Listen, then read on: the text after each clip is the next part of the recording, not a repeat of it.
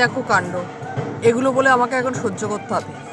একে তো তোরা আমাকে বিয়েতে নেমন্ত্রণ করিসনি, তার উপর দিয়ে সকাল থেকে বিকেল সন্ধ্যে রাত এই সারাটা দিন ধরে এই প্যাপারাপা প্যাপারাপা প্যাপারাপা শুনতে শুনতে আমি পুরো পাগল হয়ে গেলাম। আরে ভাই, তোদের আনন্দ লাগছে, আমার তো আনন্দ লাগছে না বল।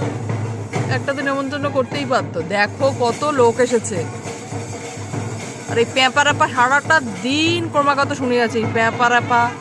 ওই নান্টু ঘটকের কথা শুন না, ও টুনির মা তোমার টুনি, আমি কেন সহ্য করবো বলো? কেন শুনবোটা কেন?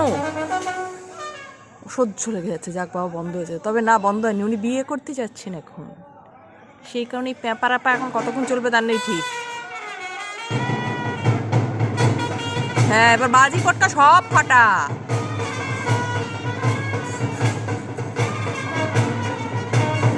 এই করি জানলায় বসে বসে আমি পেপার শুনিয়া।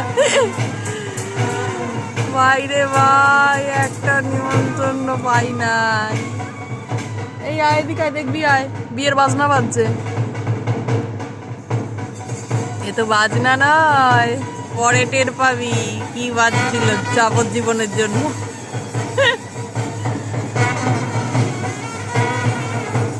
আহা, নাচ, নাচলে জিন্দেগি ভর কে লিয়ে নাচলে। কি নাচাটাই না নাচছে বাইরি। দেখা কি যাবে? একটু জুম করে দেখি।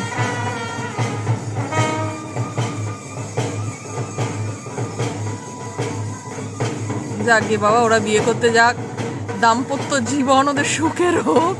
আমি না হয় নাই নিমন্ত্রণ পাইলাম।